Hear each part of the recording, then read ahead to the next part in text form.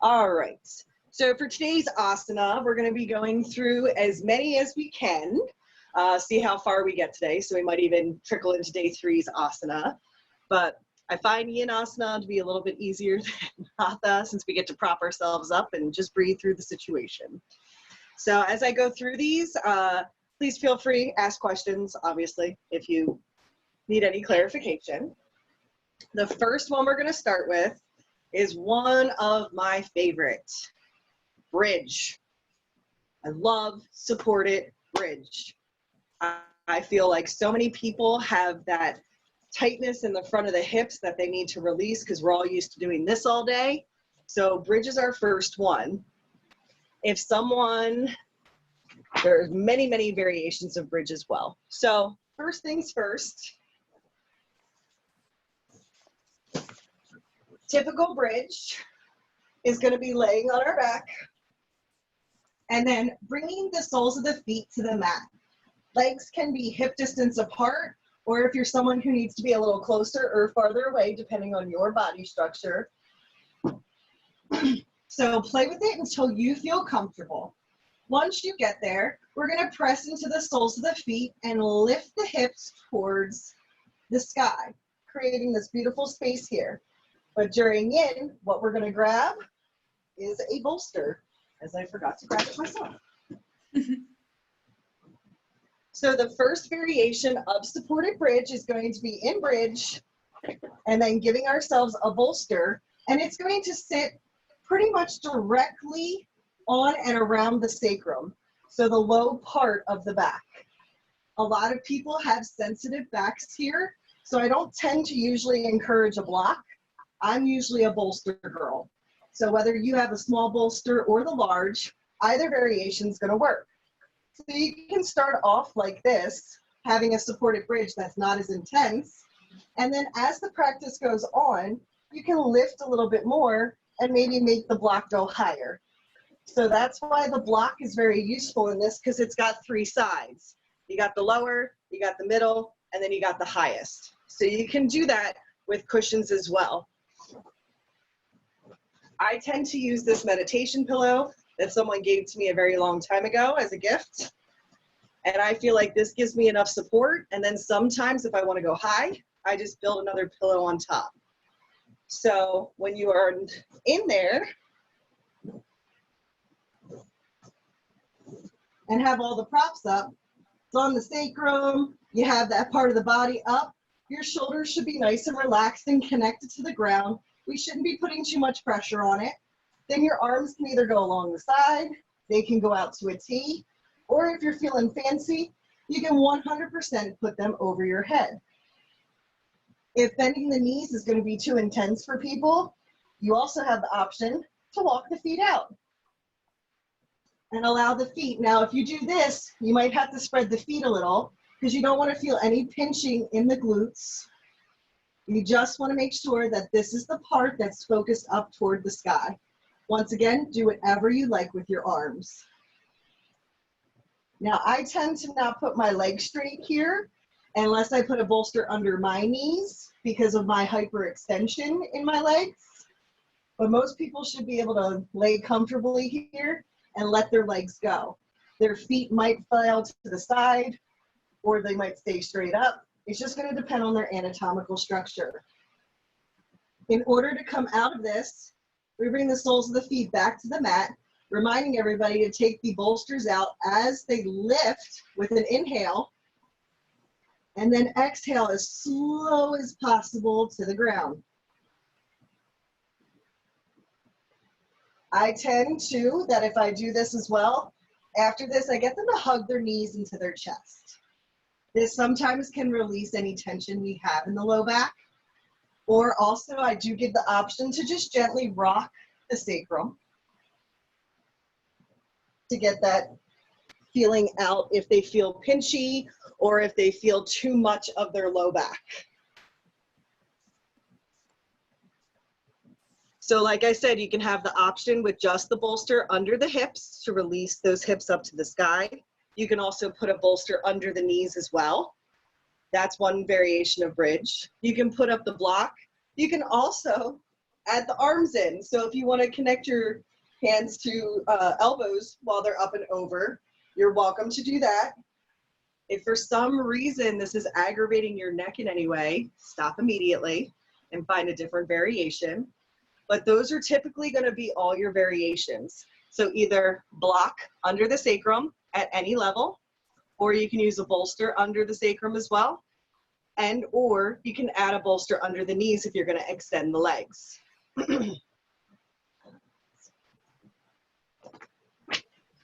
Perfect. So for contraindications for this, if someone is in low back pain a lot, or they just have a sensitive back, that block is not going to feel good. They're not going to be able to concentrate. So immediately the first thing I'm going to do is get them to use a bolster. If they get the bolster out and they're still not comfortable and they can't get their way out, this is also an option to do Shavasana. So maybe those hips aren't there to be released to the sky yet. I have yet to see someone not be able to do one of the bridge variations personally through my teachings. I think that you can find something for everybody, but you definitely want to make sure they play with it. So this is where I tell you in like the yin classes where you take a minute, I take the minute to show them how to bolster everything. And then I'm like, find your edge, find how you want to find it.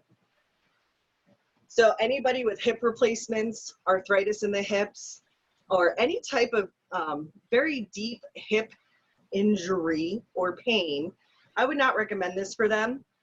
They're probably going to want to do just a straight lay on the back, or they're going to want to flip onto their belly. And that's an acceptable yin pose as well. So like you said, there's a Shavasana. Yes, they can go into Shavasana. They also can do this, where they just lay down with their arms here and just put their head there. Because even just breathing in stillness is going to help them, but it's also going to let the hips release towards the ground. And it's still giving that curve in the back that you would get if you were doing bridge. So if this is where they need to start in order to get comfortable and letting those hips go towards the ground, this is where we're going to start. So this is like the lowest variation possible if people aren't comfortable with bridge. This is something we do not do with pregnant people. And that's only because, just using our logic, we don't want to stretch the stomach out. So this is not conducive for pregnancy. Hip replacements is a no-no. Also, if they have anything in their lumbar, so like a fused lumbar spine or a fused sacrum, this can cause pain in people. I would let them try it and see if they feel any pain, because sometimes after years, it's released finally, but for some people, it's still going to be there. So kind of let them feel that themselves. Let's see, what else? And like I said, we start on the back, bring the soles of the feet up, or you can just have everybody lay down, bring the soles of the feet to lift the hips, put the bolster in, and then give them the options to keep the knees bent, or they can walk the legs out or grab that extra bolster. So counter poses, give yourself a minute before you start moving out of this one. I always like to tell people the knees to the chest, you're going to hear me a lot once you receive my yin classes. You're going to hear a ton that I'm going to tell you the same thing. Do a little movement after you're done something. If you're laying there for a little bit, I don't want you to get all young with your movements, but roll out that low back nice and slow. Give yourself an opportunity to keep in that flow of the stillness. So, any questions with bridge? Do you? Oh, wait. Oh, there you are. I was like, can I not hear you? When I did the, sorry if I am like dark, it's because the light is in the back. You're fine.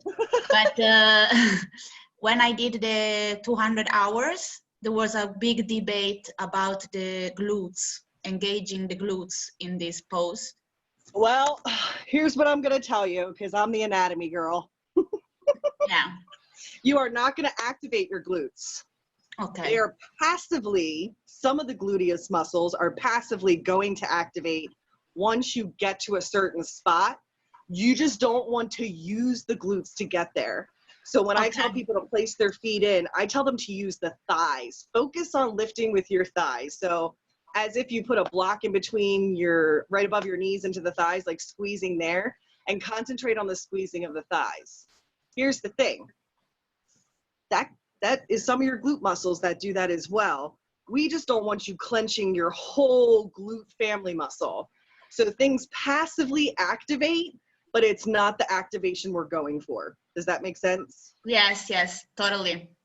Okay, so that's why I really try to get people to concentrate on when you inhale to lift through the hip or through the thighs. And I'll even tell them, lift as if you have a block in between your thighs. And this is going to take some time with people, because the reason you don't actively squeeze your glutes is because if you've got a low back thing or a sciatic nerve issue, the moment you squeeze and lift, it's going to feel excruciating. Okay. So that's why we tell you to not to to focus on the glutes. But yes, they do activate, because I know this is in every 200 hour, and I was the one that used to come in and just crush it. I'd be like, listen, yes, glutes are going to work because it's part of the system, but that's not what we're concentrating on. It's just like what you're actively activating and what passively happens. So passively it will happen. Okay, thanks. Absolutely. All right. This one you can totally hold for 3 to 5 minutes, but a lot of people tend to do have low back pain, so I don't really kind of extend past that unless it's someone who's advanced and been doing it for a long time. Do butterfly. Butterfly. Perfect. All right. All right, so that's bridge. Our next fun one is my favorite yin pose. It's not taught too much because a lot of people don't know how to describe how to do it. So I'm going to describe it to you and then hopefully nail it, because I know you can't see me from the top here. I wish I had my holder, but I can't seem to find it today, but that's all right. Let me see if I can do this though. Oh. Don't allow. What's happening? I still hear you, but you're So freeze. I just like, I hit a button. Wait, back to meter. I hit a button, it was letting me try to take a picture. I'm like, that's not what I was going for, people. Let me see here. Everyone, come on, adjust. No? All right, that's fine. Oh, now you're going to adjust. Here we go. All right. Perfect. Oh, nice. All right, I can get this. Just give me 1 second to set this up for one moment. Yeah, no, yeah. Take your time. I definitely want you to be able to see this.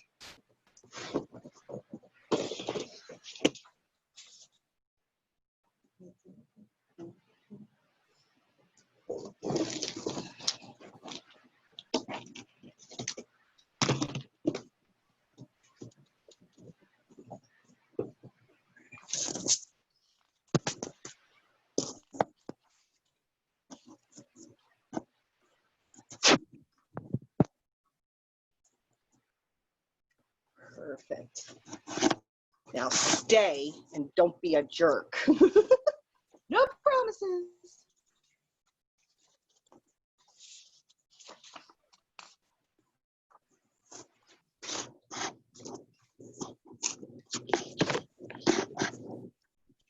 All right. Think I got it. All right, that's a good angle. So I'll do my best here. So cat pulling its tail is something that is more of a half twist with your body as well. So in yin, we do tend to do the twisting of the body, because sitting there, the longer you twist your body, the longer you're allowing the organs to twist up as well and wring out almost. So this helps cleanse the organs when we hold positions this long.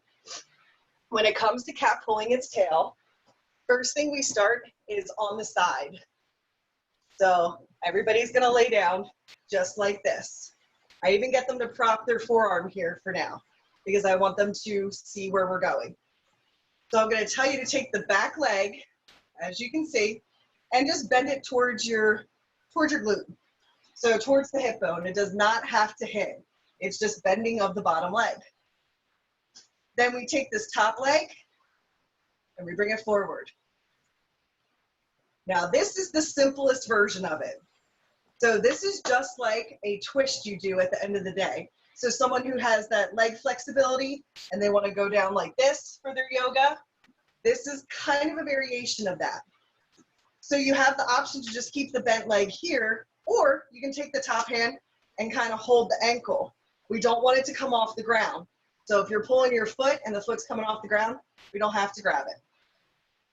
Then this top leg, we're going to take,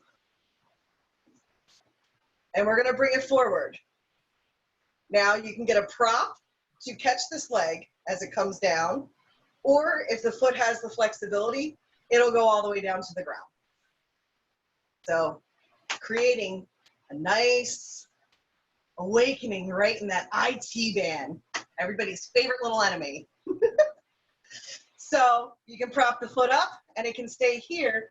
And to get deeper of a stretch, it's just going to allow yourself to fall down a little bit more. Now you are trying to create a 90-degree angle, but you're still going to get the intensity if you're not at a 90-degree angle. So allow them to sit their foot where they feel comfortable, but they can feel it happening here. Now, once they are propped like this, then the option is to take your hand and you can have it catch and you can hold your head up, or you can come all the way down and relax. Or you can grab a block and place your head on it. But what we're looking for is you feel the shoulder to hip is connected to the mat.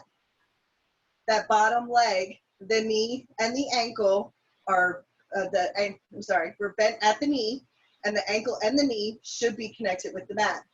And then this leg crosses up and over, either catching onto a prop or falling down to the ground to feel that IT pan awakening. And then you can bring your body down this way.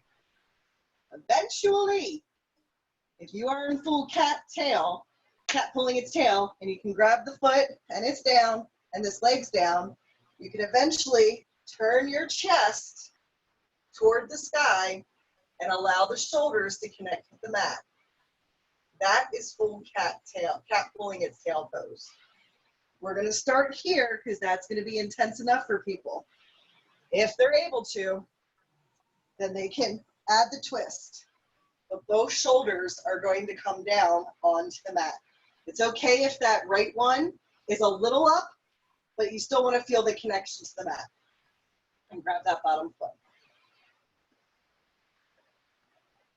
So that's full variation of cat pulling its tail. I will once again do it on the other side so we can see. So propping yourself up here, bottom leg, top leg, nice and straight. Bend that bottom leg, take that top leg to either catch or to allow it to come down. Then if you feel good here, you can either stay on the forearm as long as you're stacked and you're not making the arm super shaky and active, so stacking here, or coming down, and then eventually shoulders down toward the sky. And that back leg can be caught as well. Now, when you're able to catch the ankle with your hand and the shoulders are down, you're actually going to create a minor awakening in your shoulder that's touching the ankle as well, but it shouldn't be a focus. If you feel pain or if it's talking to you too much, let go of the foot, and then you can just put your arms out to a T. Or field goal, as I call it, tree, whatever you want to do with your arms.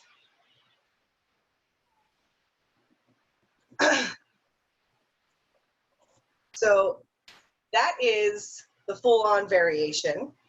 So you can have the foot caught onto a bolster, or that top leg can have a nice long bolster as well. And that whole top leg can go on the bolster. So you're not dipping at all. So the leg can be bent and this leg can be on a bolster, and that's actually going to allow you to bring yourself onto your shoulders and create the stretch. Let me see, did I get every other variation? Sure did. Most advanced though is someone who's able to catch their foot like this And then they're able to take their peace fingers and elongate the foot and hold just like that. So I can absolutely do full-on cat pulling its tail, holding the toe, letting the leg be straight with a bend in it, and then having that bottom foot touch. Then once you get the shoulders down, you can look the opposite way to create that awakening in the neck as well. So there are a ton of different variations. It's just that a lot of people get very uncomfortable because they're not wanting to prop that top leg. The top leg needs to be propped for a little bit, whether it's the whole leg or just the ankle. But making sure that we have a micro bend in the knee and we're not locking our legs out. Whew. I love it. You twist and your body goes, yeah, mess with that digestive system. I love it. So contraindications in this one, low back issues. So no. So a lot of people with the twisting, it's ironic because they tell you if you do twist, it's going to help release the low back. But if you have that strong of a back issue, it's okay to quick move to move that back. But if you've got a back issue and we're holding, it's going to be way more intense. So we just have to watch the people who have a healing back issue. So someone who has back issues, they're going to know what pain versus strain is. So pain is temporary, but strain is pain that's not going away. So we just want to make sure they can decipher the both. Like I said, always suggest for them to move and adjust and see if they're able to get that pain or that energy to leave the body. If not, Shavasana. Okay. This is also a no-no for pregnant women. So when you go to start with this pose, like I said, you can start people laying on their back and then having them turn to their side and then bring the leg and then tuck the leg. However you feel comfortable getting in and out. With here, there's no right or wrong rhyme. So I've heard teachers tell us to extend the leg out and then tuck that back leg in, or you can tuck the back leg in and then stretch that leg out. Either works. When it comes to your arms, it's okay to connect, but let's not have them super engaged. So if you're someone that can definitely do this and hold this and your arm's not going like this because it's not stress, it's straining a little, it's actually being activated, we got to back off a little because the focus here is just the legs. I always do knees to chest after this one, always. I do knees to chest and then I go to the other side, knees to chest again. Also windshield wiper. So I am a huge proponent after we get out of stuff, doing windshield wiper movements like this, super slow, because we're so active in the hips. This is going to take some time and allow us to move and groove as we need to. So there's that. Then you can definitely hold this for anywhere to 3 to 5 minutes. It is 100% a reclining twist, and you are absolutely welcome to throw this into your hatha practice as well. I know a lot of people don't use this twist a lot in hatha. I love it. So finding your niche on whatever back end twist that you like to take.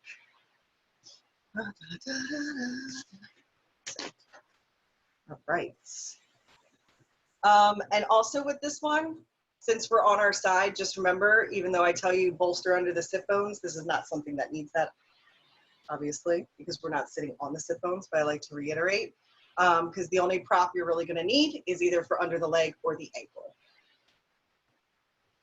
Questions? No, so all clear. What's that? Everything clear. All right, cool. Awesome. So that's cat pulling its tail. And the next one, everybody's arch nemesis, staff, or as known as caterpillar pose. There are so many variations we can do with caterpillar and staff pose. This is so, so important for people with hamstring issues. This is like their enemy, but it's not your enemy. It's actually helping you release. So first thing when it comes to caterpillar, I'm going to get almost everybody, even if it's a small fold up of their blanket. So even this small, this is not very big. So look at this as a small folded up blanket. I'm getting it to put them on their sit bones. Now, People who don't put it in there just know what their body's like, and that's totally fine. But for me, I like to have it there and then put it under my sit bones, because right there, it's just gonna give you some cushion from staying out for a while. And then extension of the legs. Now for me, I have to watch, as I say, hyperextension exists, but I have a slight bend right now, but I do need a little support here. So I'll grab another bolster and stick it under my knees to prop it up. Right there, I can feel my low back relax a bit. That's where that is. So I feel the low back release a little, and then I'm able to go a little bit further, but I'm stopping right here. I feel my hamstrings. So this is where I'm going to stop. Once I do that, I can grab a prop and put it on my shins, maybe, or above the knee, depending where you are. Some people are gonna sit and staff like this. That's how tight they're going to be. Totally fine. So they can sit here, put their head down, and just breathe into this space. Some people are gonna be able to come all the way down, which is fine. They are allowed to curve their back. This is not a flat back type of movement. So curving the back and allowing yourself to relax. As you saw, I just kind of rested my arms here, and then I just started kind of putting my head down, allowing it to curve a little, but no strain in the neck. And then I breathe here. Now, typical me would have a bolster or a block right here to rest my head on, because I don't go that far down. So this would be your full-on variation of caterpillar. So walking the arms out just to where they need to be, curved back, knees slightly bent, heels are engaged into the ground. So all you should be feeling is right in here. That is all. So if this is too strenuous, we can also get people to bend their feet, tuck their arms here, and roll forward. They might have to extend their legs as I'm trying to do this. So feet are still connected to the ground, but arms are here, and now I'm connecting. So the chest is coming closer to the thighs, but I'm still letting that low back go, and I'm releasing the hamstrings. And as I breathe, I'm gonna be able to walk the legs down a little. People tend to like to use a strap in this in yin. I don't recommend it. It's in the book. I feel like people who use the strap tend to want to go harder, and they're like, oh, I want to go deeper. So I don't tend to suggest a strap in yin. They do use it in the book for people if they would like to do it. If they are doing stuff like this way. So just to keep their legs stable, they'll put a strap here, but I feel like that's waterfall. So, you know, I'm kind of in debate whether this is something I would teach in class. Probably not. I like the flat caterpillar, and then I would go into waterfall. And even with that, you can put support under here for waterfall. And I could lay like this for hours. Knees slightly bent, heels and toes flat towards the ceiling. And then arms can kind of go wherever they want. But they do have that variation in there. So they also allow you to add a sandbag in this manual. They add the sandbag to like the upper middle back to help push you down further, if that's an advancement you work your way to. But for the most part, I do get people to put the blanket or a small bolster under the sit bones. I suggest it. People who don't need it, just don't use it. No big deal. The other way you can do this is on the wall, but then I would call it waterfall. They just have it in here as caterpillar. So sticking the legs up the wall, which we'll go over in wall yin, but that is also a form of caterpillar, according to them. What else here? Did I get them all? Yeah, I did. Awesome. So like I said before, this is a sciatic nerve aggravator because of the low back. So allow people to know that if they feel their sciatic nerve talking to them, they need to back off a little. Like I said, if their hamstrings are super, super tight, they just really need to bend their legs all the way. So let them just make their legs basically like that. Let them have it squatted in. And then they can make their way out, getting the legs like this eventually.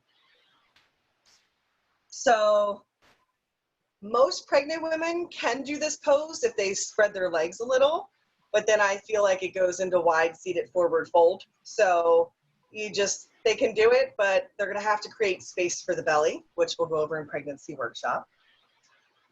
This is another one that if people have any of the lumbar disc out of order, so anything in their spine that feels aggravated when they go forward, hip arthritis, this could be a little sensitive for them.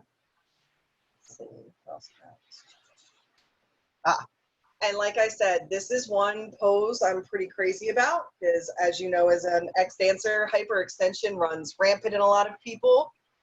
So I tell people, if you know you have hyperextended legs, please put a small prop under your knees. Because if they relax enough and they get into it, they're eventually going to let their leg completely relax. And as you can tell with me, if I do that, my hyperextension is super bad. So I go here. But if I lock my knees out, you see my feet connected to that mat? They're about this far off the mat. That's how bad my hyperextension is. So I tell people your whole gait changes. So it's like here, you're standing nice and stable. Your bottoms are locked. Have everything. We'll get everything looking all. Bring this up so you can actually see it. So we're here. This is me being mindful, keeping that slight bend in the knees. But when I get lazy, changes my whole gait. I almost make a U. So we really got to watch people with that hyperextension in yin. So, and I know as a dancer, probably have a lot of dancer friends. So it's the same thing with the elbows. We just don't use a lot of the arms in yin. Yeah. Questions for caterpillar / staff pose? No. Cool. Child's pose. Not comfortable for everybody. So I will tell you right now, I am a big proponent on taking your child's pose.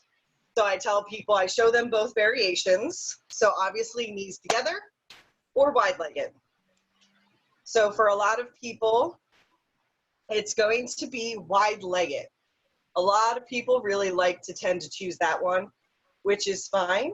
But then I will make sure I will add a normal child's pose in for everybody to do for a minute and don't suggest the wide-legged. So the reason why I do that is because you still want to get back to that. The greatest thing about child's pose is it brings that natural curve back into the lumbar spine, which we don't really do a lot if you think about, because we're usually doing this, not a natural curve, it's like a stress curve. But when we're in child's pose, the whole spine gets to release and go back into that baby mode, what we were like in the womb, tight up, everything was flowing, and then opening up. So when it comes to child's pose, every variation is up to whoever the person is. I just tend to do wide-legged because obviously I have this area, so it's not comfortable for me to do child's pose. But I tell people for child's pose, they can start in tabletop if they'd like, but then it's literally bringing the heels back to the hips and then walking the forehead down to the mat. Now for a lot of people, as you saw, my hips lifted. And this is very common with people. That's fine, but then I probably want to find a prop to put in front of me. So when I come down, I'm doing child's pose, but I'm not coming out of it. So that's something that I do personally. And then I can put my arms back towards my heels. Then once I feel more relaxed, I can remove this and come all the way down. I'm still gonna come up a little, but if I did this for about 2 minutes and then removed it, I'd probably be a little closer. And this is full on child's pose. So having the arms come alongside and the head down.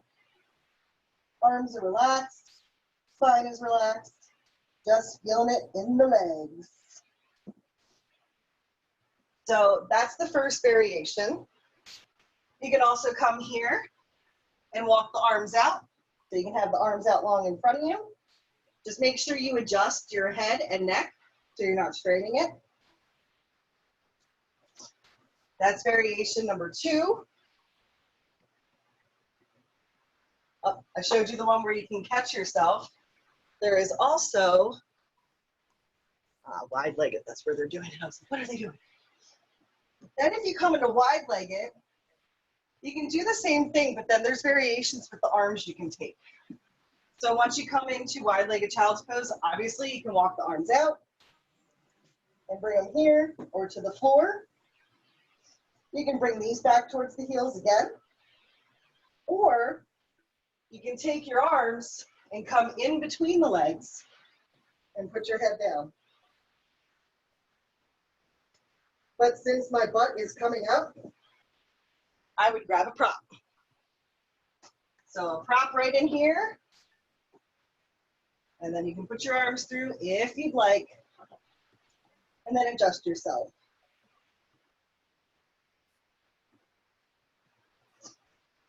So the little arms in between, I haven't seen a lot of people practice that way, but you're welcome to. Something to do different. I also noticed that if you put your arms up or you put them back, once you go in, you're adding a certain type of rotation. We don't do with our arms all the time. So it's more of the, it's like internal rotation of the shoulders. So it's really taking us into that center line in the front of the body. So that's up to you if you'd like to do that. You can suggest it, but as you saw, I had to adjust myself quite a few times. Not super comfortable. And then the last one, but not least, because I practice this one a lot with people. Wide-legged child's pose with your bolster. So getting yourself into wide-legged, bringing the bolster into probably mid-thigh or out. And then as you come forward, you put your chest on. Arms can either come here or along the side. And then for your neck, if I prop everybody this way, I'll make sure that they're this with their head twisted this way for half the time. And then I'll remind them when to alternate their neck. So this is a great one. We just have to remember midway to get them to move. Because if you put your head like this, as you can see, and you didn't hear me. So just making sure we have that space in that breathing room. Now this is one of my favorites because I feel like, it sounds so weird, everybody needs a hug sometimes. And I feel like when you're in this position, you're giving a big hug of love to yourself. So it's like just hugging yourself and relaxing and breathing into this space. That's my favorite variation, the one with the prop for yin. But obviously, any variation is going to do anybody justice. All we're looking to do is to open the back end of the glutes and hips. You don't feel it as much because you feel this. You feel us squishing together. But it's opening and releasing that whole upper back in a healthy way as opposed to us hunching all the time and cutting off circulation and things like that. Let's see here. What? I just laughed because the first thing I saw was it said contraindications, diarrhea. Well, any type of stomach issues in any pose that's going to make you squeeze into your intestines and stomach, no, or you're going to be running to the bathroom most likely if you're in a sensitive state there. Just know that if anybody ever has hip or knee issues, they can totally, with anything with the knees connected to the mat, they can grab a blanket anytime to add a little more cushion, which most of the time I get people, like I said before, I just get them to put an extra blanket on top of their mat so the cushion's already there. But if someone has real bad knee problems, I would probably even get them another blanket just so it softens into the mat. Yes. And as usual, since the knees are bent and we're putting pressure on them, no knee replacement, people, that is not going to be good for them. So child's pose, I feel, is pretty straightforward. It's one of the easiest variations for people to get down. When you go to come out of the pose, just make sure you come out nice and slow and have them use the arms to push. Even if they're back, tell them to extend their arms forward before we start and then have them use the arms to prop themselves and bring themselves back to center.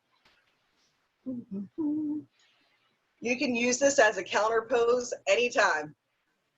So anytime you're stretching out like this and you need a counter pose for a minute instead of a shavasana, you can throw in a child's pose if you'd like. You can totally hold this for up to 5 minutes as well. I've held it longer, obviously, it's child's pose. So, you know, kind of use your gauge of your own personal practice to see how far you really want to allow people to go. But most people, if they get child's pose down, can hold it for a decent time. Yes. My least favorite yin pose is the next one, unless you have any questions about child's pose. When I do my child's pose, because I am pretty flexible, so I don't know if it's just a problem of me, but when I do it with the arms straight forward, I feel my back actually, my chest opening. This is wrong, I think, no? No, it's not. Oh, okay. That's a secondary reaction. Because once you open the arms like this and you extend them out, that's the natural curve of the chest is what's going to happen. So if the arms go up like this, and even if you walk them out a little, you're opening that chest. That's not a bad thing at all. It's just not what the primary focus is. Okay, so maybe it's better to do it with the arms alongside the body then, maybe. Is it distracting you for being in child's pose? No, because I don't know, to have like this idea of the womb and the round of the back, maybe it's better to do it like this instead of this. I don't know. Or it's not important. I don't know. Maybe it's I would say it's going to depend on your day, but if you feel like it's too much, like you're going here and you're like, oh, I can really feel, the true traditional full-on child's pose is the arms back. But I will tell you, after putting the arms back and you breathe into that space, you're going to get a different opening. It'll be like, it's still going to be an opening of the back towards the shoulders at some point, just in a different way, I guess, is the different muscle activation. Okay. So I would say that if you feel like, because to me, that's like helping the shoulders. So I'm not going to say don't do it. But I would say that maybe if you did it for like 3 to 5 minutes, you would start feeling a little bit more pressure or strain as opposed to relaxation. And if you did, just bring the arms back and give them a different one. Or if you held child's pose for 5 minutes, do 2.5 with the arms out and 2.5 with the arms back and see if you feel a personal difference. Okay, thanks. Cool. Absolutely. All right. This is not everybody's favorite. It is called dangling, so also known as ragdoll in Hatha. Now, contraindications for this one, so it is technically an inversion. So all the inversion contraindications still count. So high blood pressure, glaucoma, anything like that, they're going to want to stay clear of dangling. And all I would get them to do is lay down, and they can either bring their legs towards their face or they can lay in shavasana. This is a lot deeper of a pose than people realize because you got to release your hamstrings and your low back. So dangling, we're going to start standing. Just like normal, you're going to find your footing how you like it. So either hip distance apart, a little bit further away, or more towards the midline, depending on your anatomical structure. And automatically, I'm going to keep a bend in my knees. Now, right now, it's not a huge bend. It's just a bend to keep my hyperextension away. Then as we exhale, we're going to bring the top half of the body down with bent knees and allow the arms to hang, but then bring hand to elbow and hand to elbow. This, I think, helps people keep balance while they're hanging like this. If you need to keep them out, that's fine as well. So full on dangling is going to look like this. The upper back is relaxed, the shoulders are relaxed. These guys are just hanging, and you should feel it all in here. This is where we should be feeling it. Hamstrings, a little bit in the back of the glutes. And you can hold this for a couple minutes, as long as you're breathing properly. This is not something that people can breathe in for some reason. They feel like they can't breathe upside down. That's fine. So if they need to release, they need to release, because if you're not breathing properly in an inversion, it could cause you feeling lightheaded. So from here, you can do full on. You can bend even more and let the arms hang or connect. So finding whatever variation you have to take. Some people are even gonna have to bend like this, or they can grab a seat. So someone who needs that, they can grab a chair, bend their legs, and just kind of go towards their toes. But then it's gonna be easier the more bent they are, because then we're gonna release the hamstrings, which are gonna release that tight low back. So we can start here, come here, and if it's too much for someone, they can go down to their back. Just make sure as we release this, huge deep inhale, slower than molasses to come up. So allowing them to look like it's exaggerate. They can even take 2 breaths to get all the way up, but just to make sure that they rise on the inhale. That's just gonna help that they don't get dizzy or anything of that nature. Let's see here. Yep. And then some people are gonna be really good in this asana, and full-on expression for them is gonna be connecting the arms behind the thighs, but not on the knees. If the arms get to be too much, you can walk the feet out and bend and gently have the arms on here, looking like you're going squatty potty for some reason. So this is almost like getting towards a squat, but not because our feet are pointing forward. So whatever variation someone needs to take. Where is my drink? Here. Getting a little parched here. There we go. So your primary target area in this one is going to be the spinal flexion and the hamstrings. So eventually the quads are going to start talking to you, but it's not the primary focus. It's just because they start working when all these muscles work as well. So you have your primary and your secondary. So you're active and you're passively active. If you have a low back disorder, not going to get you to do this, especially if it's one that you've had for a very long time. We don't do this with pregnant ladies. And same kind of contraindications for a lot of people. Any eye conditions, because it's inversion, that's a no-go. Same with like hip replacements, things like that. If you've noticed, most people with hip replacements aren't going to be able to do a lot of yin. They'll be able to do some, but not a lot, just because they have metal limbs. See here. Yep. So, yeah. So when you go to come up, like I said, it's an inhale as you slowly come up. If for some reason anybody feels dizzy or anything, when they get back up, immediately tell them to put their hands in the air. So if they came up and they got lightheaded or dizzy on their way up and they're standing there, they're like, whoo, you can tell the whole class, inhale, rise the arms up. They can connect if they want. I just do that because of my shoulder. My arm gets tired.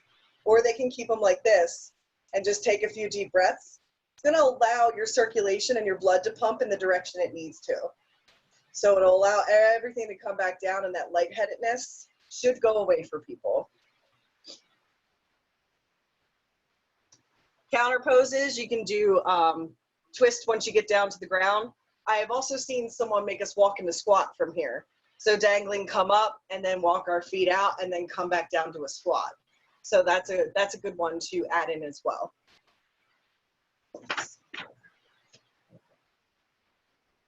Questions on dangling? Yeah, in the basic variation, the one where we are just hanging down with our elbows to the hands. Yes. Sorry, other way, hands to elbows.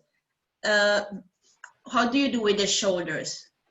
You keep them down, or you leave them with gravity? I use gravity to allow my shoulders to kind of release. So when my arms are down, yeah, I just feel my arms kind of release. You kind of want to think that if we were standing straight, you want everything like a limp type of, like limp basically, from like probably your hips up. So the neck is relaxed, the arms, and people would call it limp because they're just hanging there. So yeah, I would say no activation in the shoulders. You may feel your shoulders if they're a little tight. That's normal. So even just bringing the shoulders in and holding like this for a minute, you might feel some awareness here, but I think that's just tightness in the shoulders for sure. Cool. All right, let me see. Did that. Going through this way. So, all right. Any other questions? No. Cool. The next pose we're going to come into is called deer.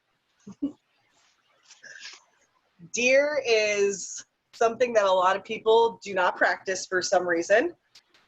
It can be a little difficult for people. I absolutely love it because there's a ton of different variations you can do with it. So with deer pose full on, back up here, whatever leg is going to come in the front is going to cross over, so the heel is going to come towards the hip. So making like a half straddle or a half butterfly. So that one is bent just like that. Then I take the hand and I place it behind this leg, lift a little, and you're going to bend this leg just as so. So taking that heel back. Now my heel tends to align with my knee, but I can bring it in a little if I want. So it can be out this way if that's how your anatomical structure is. So your foot's out to the side, or you can tuck the foot, have it here. Or if you're able to, it can come all the way towards the glute. Same with it coming all the way to the hips. So it's basically like a half straddle in the front, and in the back, it's like half saddle. So it's like, because saddle is basically this one, or hero's pose. So all we're doing is we're just bringing this front leg forward instead. There are different variations for this one. One big thing that helps people get into deer pose for sure here, grabbing that bolster and sticking it under the sit bones. Once that rises up a little, people's legs tend to relax a little. I have heard some people say it strains their knee more, so then I tell them to either walk the foot in a little more after they do it. Just doing that and walking the foot in a little bit just took all the attention away from my knee. So we want to be aware of our knee, definitely, in this. So this is full on deer. Now, for a lot of people, they're not going to be able to do this. So this leg can come out a little straight. And then this leg, you can heel toe it forward and put a prop under here. Excuse me. So the foot is away from the hip bones. If I can back it up a little. Yeah, all right, cool. So I can get this to come out more, and then I can bring this out, and then I can grab a prop for this knee. Just like that. So this is excellent. You can also prop yourself up a little higher if you need to. I've seen people do deer with a block under their sit bones and 2 blocks. The higher you sit up on your sit bones, the easier your hips are going to release and the more full you're going to get into the position. So blocks are always nice. There is also a variation where, okay, when you're here, you can also bring the bolster towards the upper thigh, have it lay here, and you can twist into it and walk down and relax. So it's more of opening this hip on the outside, but then we're causing stress on the internal hip, on the one that's on the floor. So you can do this as well. So this also creates a twist with deer. This is a variation that pregnant people could take if they were able. I said that right? Yes, I did. Perfect. You can either lay this way or you can lay flat. But like I said, I feel like I can't breathe when I do that. So I tend to put my head to the side. So that's one variation. Or as we're sitting in full deer, you can just create a twist. Take that back arm back here, this hand gently on the thigh, inhale, and create a gentle twist. Now we're not trying to go full throttle, but we want to create a small twist in the body. And then your focal point is going to be beyond your shoulder or directly in line with your shoulder towards the back. Oh, yeah. So good. The last one. Oh. Then if this is too intense for people to do the prop as well, they can come around this way, create a twist here, and they can walk this leg out if that leg is just not bending for them. So it's almost like a pigeon, but not full throttle, because this is still giving us the bent right leg how it needs to be. And then you can kind of come to your forearms, head can rest here, or you can come down if that's where you're at. But we want to feel the stress and the tension inside of this hip, inside here. You can also put your bolster in front and walk forward for deer as well. So creating a forward fold in deer. Lots of options. Now I have to even it out. So bringing it forward, you can either do this with the legs, windshield wiper, and then same thing, legs are out. Take that left leg or the opposite leg that was in the front, or take the opposite leg that was not in the front. Bend it towards the hip. This back leg comes back this way. And I already noticed this leg is way tighter than this leg. So this is why these variations are great as well. So once you're here, if this is too tight for me, I can walk this out and walk this out. Then you can see my hips still kind of feel a little pinchy and weird. So I'll probably bring this back and fold it and go here. Just my bolster, perfect. And like I said, we can just do a nice little stretch. Coming into the thigh. We can fold down with the head to the side, or we can elongate the leg if it's getting too pinchy for us here. Rising ourselves up. And then also the last one, coming forward. So once again, just doing a forward fold in your deer. Now the reason I love the side stretch is because I feel like you can't do that in all positions when you can go to the side and come down. So I tend to use this one to do that, but also coming forward in this is going to be a lot easier for people. So during a yin class, I do this in all variations, whether it's half straddle, half anything. I will give everyone the option. There's two options here. You can either twist and go to your side, or you can stay towards the front and come into a forward fold. The reason why I give people that option is because for the twist, it's too much of a pull here. And most people are going to have their tightness in this area where those lovely muscles, piriformis and psoas are always talking to us. So for some people, it's so tight that coming forward is going to help release that than rather go to the side. Dia. All right. So let's see. Contraindications for this one is going to be knees, period. So anybody who has knee issues is really going to have to watch this. So, and if worse comes to worse, they can just do a half straddle and just bend the one leg in, or keep the one leg back out like I had before with it not bent. It's just going to depend on the person's body. A lot of people don't practice deer all that much. I don't think it's taught a lot in Hatha. It's just like a seated twist.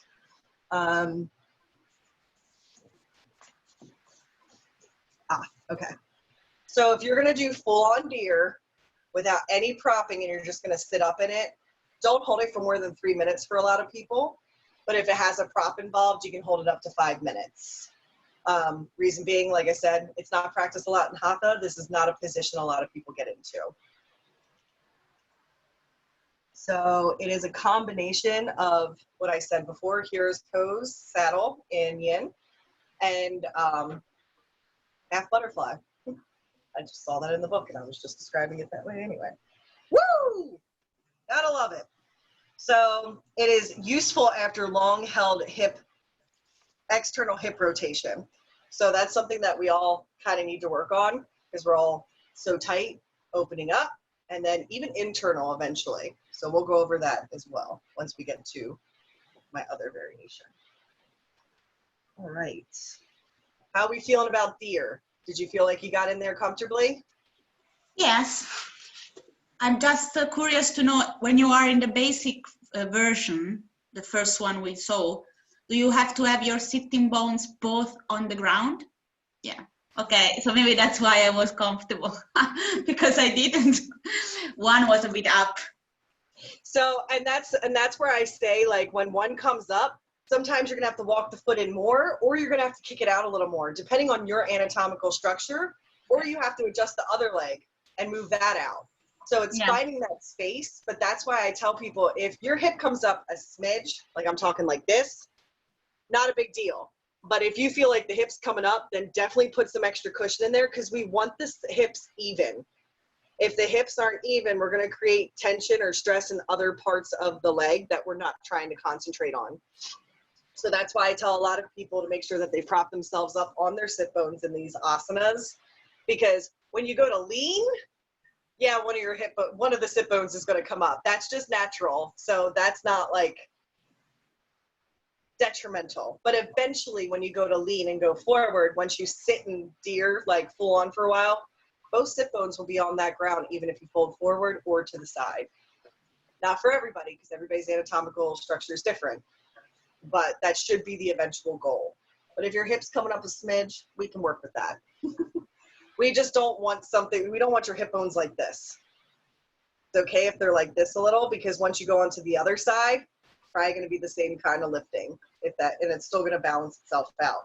But if you have one hip kind of coming all the way up, then we need to just find a way to adjust you, for sure.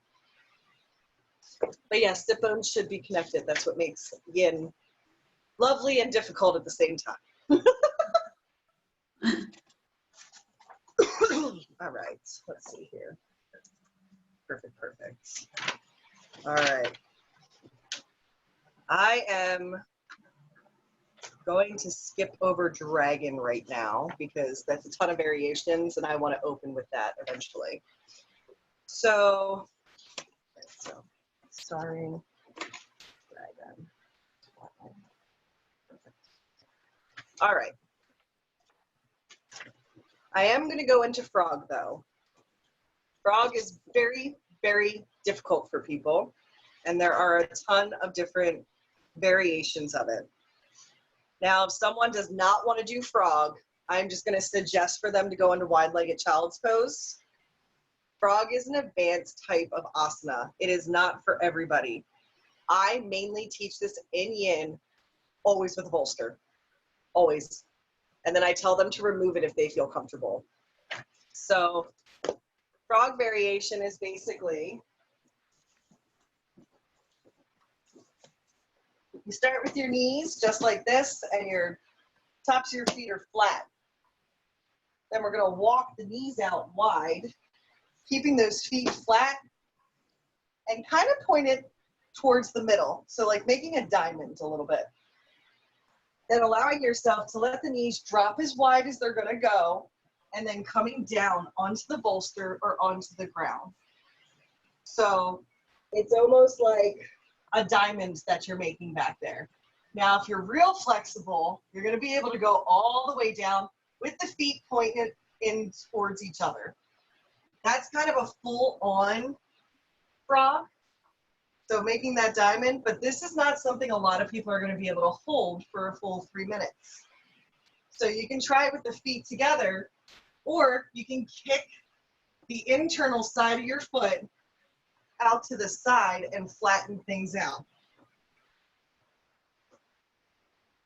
So basically, I'm going to show on the wall. Your foot would be like this.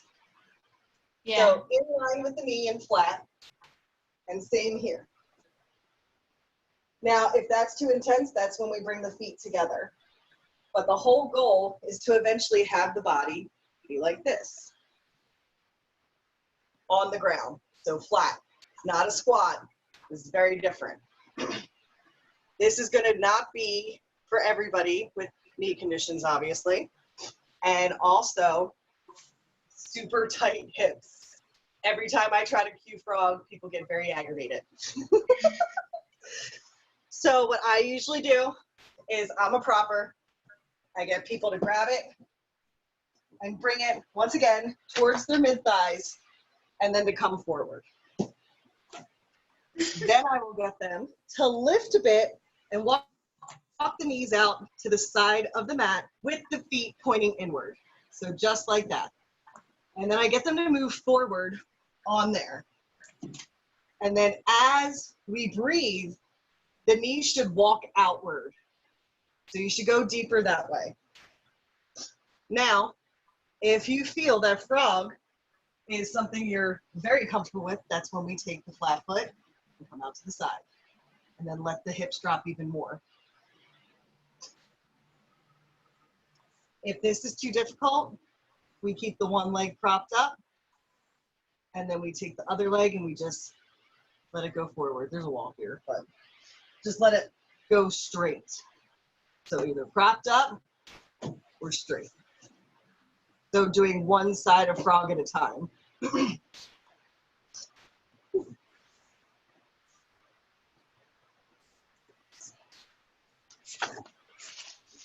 Yeah. But eventually, oh, like I said, if this is too intense, just wide leg child's pose for people. But eventually, you'll be able to lay flat.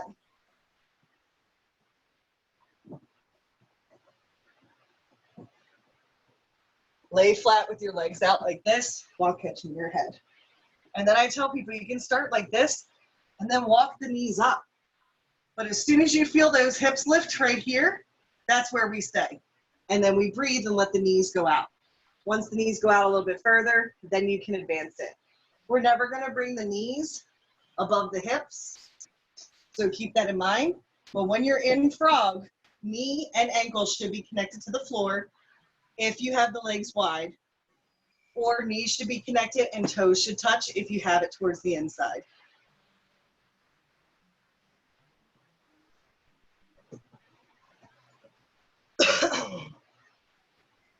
If people have a bad neck, or if their knees are really bad, make sure we use padding for them. If they have a bad neck, just make sure we have something to catch their forehead so they're not doing this or this when they go onto the mat. So keep in mind for that.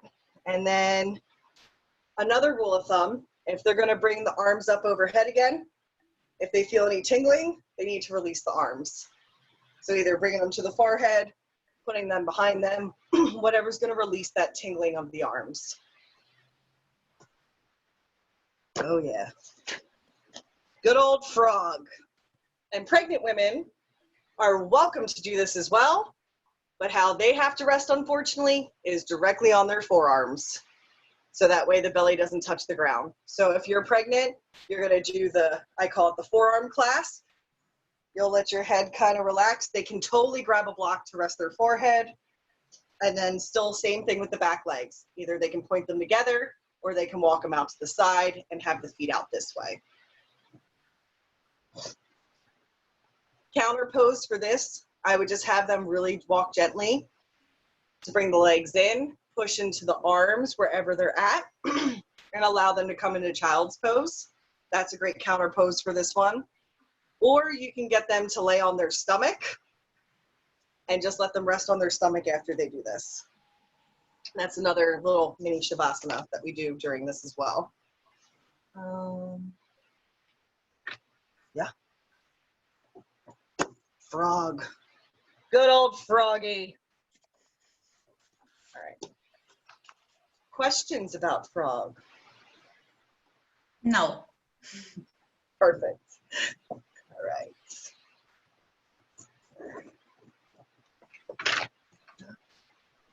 All right. The debate of happy baby. So I have had in a few classes, people tell me that happy baby is a very vulnerable position for a lot of people. I tend to understand that, but I think happy baby is a super important pose.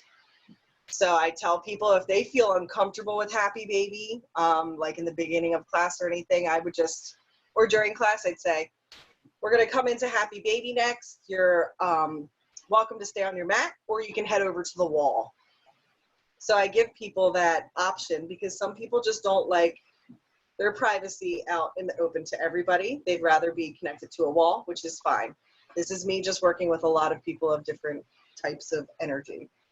So there are many, many different versions of happy baby, but full-on version is laying flat on your back.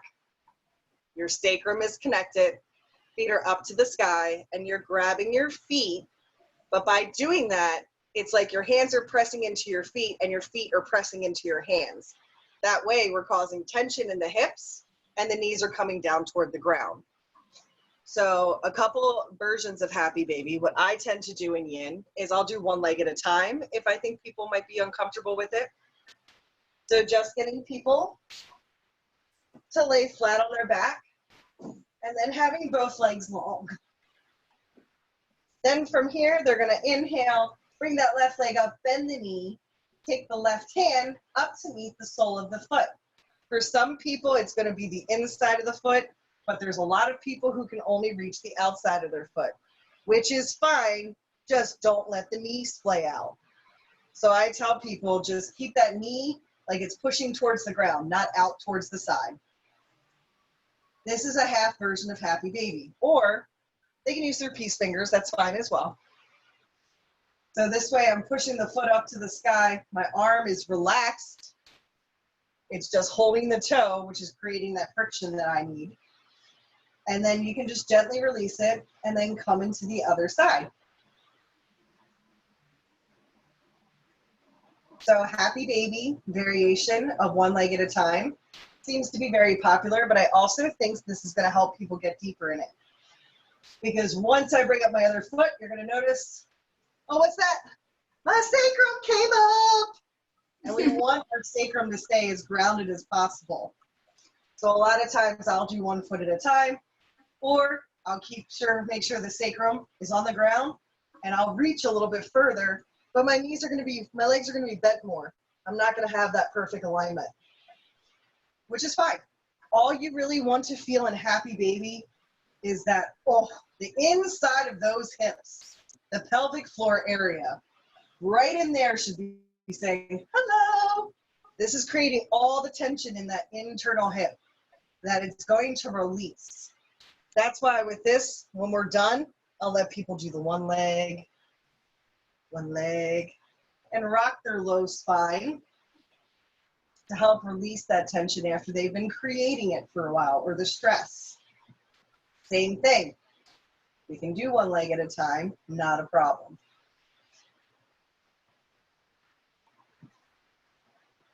Other people will also, if they're able, you can, if you need it, if you just feel like your anatomical structure needs some grounding so the sacrum keeps coming up, you can absolutely grab a little cushion or fold up your blanket a little. Some people's full-blown happy baby is going to be both legs up, all the way out, and then they can rock side to side. Knees are always slightly bent, but this is full version of happy baby. Same thing. We can grab the inside of the foot, or we can grab the big toe with the peace fingers, but legs are straight instead of bent. But if you notice, I'm still affecting that same type of area in the hips.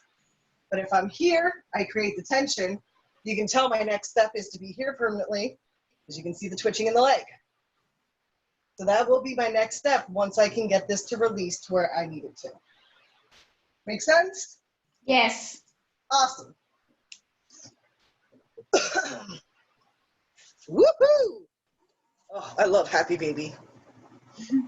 I don't know why. I just really do. Because I feel it's good to be vulnerable sometimes, I guess, personally. Same thing, add some extra cushion.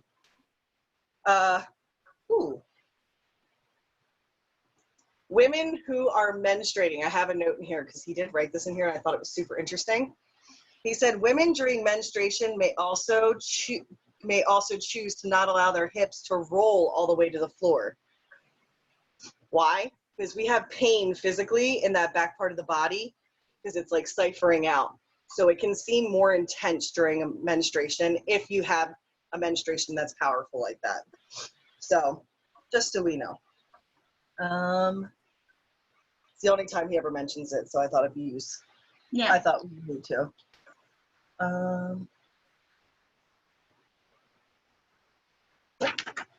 Anytime I go to release this, I let people first keep their legs up, but then I let them release their arms. So we're not creating that tension in the arms anymore. I tell people, I'm like, okay, release the arms, but keep the legs where they are for maybe like 30 seconds or so, and then release the legs down a little bit slower. That way they're letting that tension in the arms relax a little before we move on to something else. That's weird. Ooh, okay, hold on. Just making sure I got what I need. All right, we did that, perfect. One more. One more. All right. I'm gonna do one more for our, oh yeah, just one more we need to do. Not gonna be reclining twist because we went over that kind of. But I will add that to tomorrow. Dragon, reclining twist. All right. So I want to go into saddle since we did deer pose. So saddle is also known as hero's pose. A lot of people aren't able to get into this asana. It is just the way their hips are, because what it actually does is it creates an internal rotation in the hips, but an external rotation in the lower limb of the leg. So it is like a multitude of anatomy going on. A lot of people in saddle, I do one leg at a time. So it's not something you need to do, but it's something that I prefer to do for people. So when it comes to saddle, there's a few different things we can do. First thing for people, if they're not comfortable coming into saddle, I'm gonna obviously get them to grab their prop, tell them to sit and spread their legs and just sit. And they're gonna go, oh, that's so easy. Awesome. So my heels are probably aligned right outside of my hip thigh area. So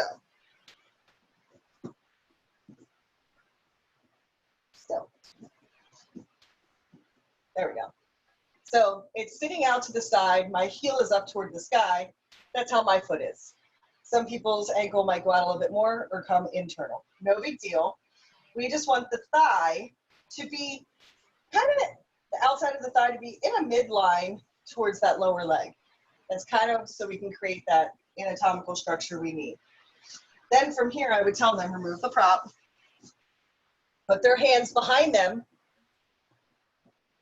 and sit where they think they're good. Most people are going to stop right here, and they're going to want to come back up and grab a prop. Other people are going to be able to sit all the way down like myself. I'm not going to tell them to do this for all of you. I'm not. So I would tell myself, even though I can, I would get a very small bolster and stick it under my sit bones and right in between my feet. Right there, I just took me from my edge to about my edge.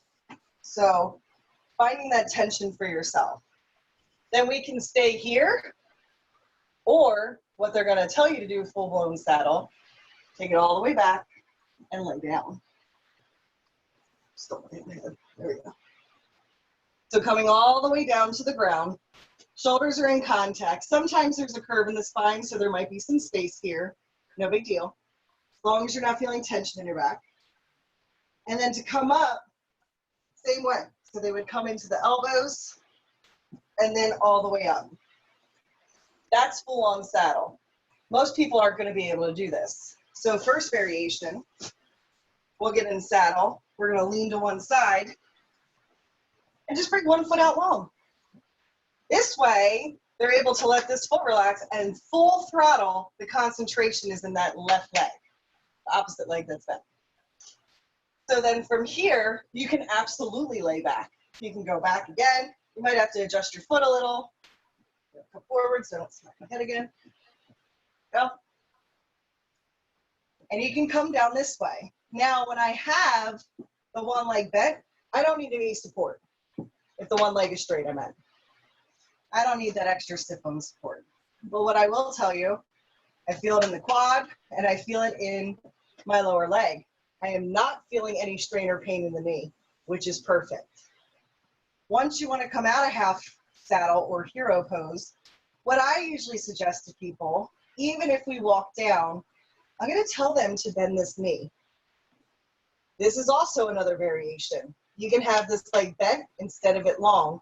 If you notice, you didn't feel much difference in the strain or stress in your leg that's bent. So both variations are great.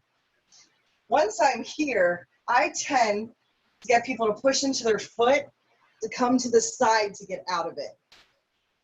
Most people, once they're laying back in saddle, it might be hard for them to get up. So I tend to make sure they're comfortable and roll to the side if one leg is out. So if they're having to use one leg at a time, they're going to probably need some help getting up and out of the asana as well. All right, I did that. I did that. You can also, no, I did that. I did the bent knee. Oh, yeah, that's new. Okay, that's new. We're going to go over that.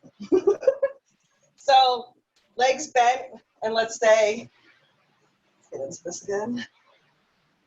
This leg is obviously a little more tighter than the other. But once you're here, you can also add in a knee to the chest. This is super intense. So not everybody's going to be able to do that.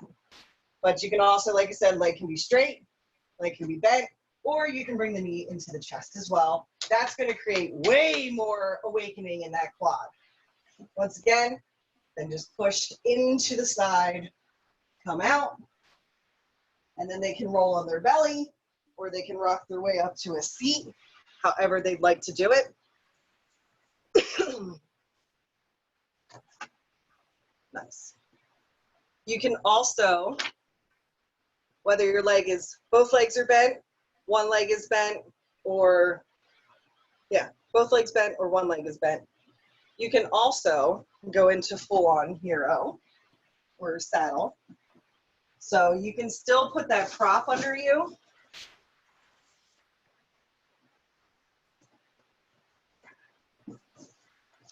Under the sit bones, and you can grab a bolster. So when they go back, adjust myself here, go, and then you're in full-on hero with the prop under the sit bones, but now you're able to go down. And what's that do? Creates a chest opener. That's why I love the bolster. Allows those shoulder blades to relax and this upper pec area to release and open from all that tension. So you can also prop them up in this pose as well. Same thing, they can either bring their feet up if they're able, or use their forearms and then their hands to walk themselves up and out of this asana.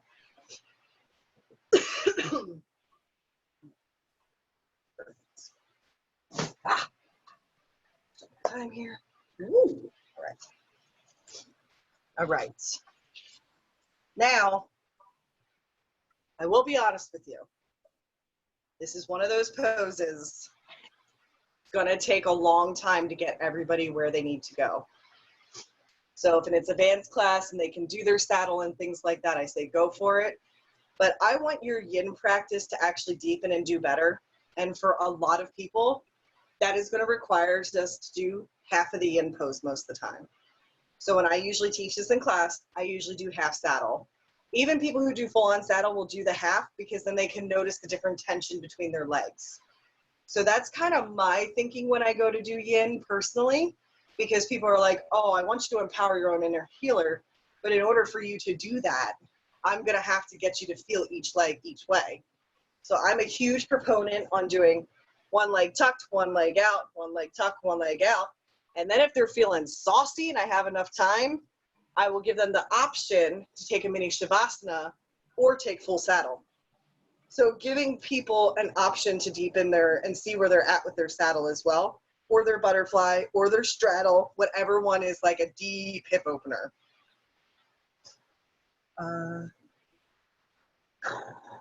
Nope, got that. There it is, okay. I will say that after this one, this can cause a lot of emotions or aggravation. So after this pose, I tend to really do the mini shavasana on the back. This is one where I really want them to just lay there and breathe for a few seconds because this can be very tense and tight for a lot of people.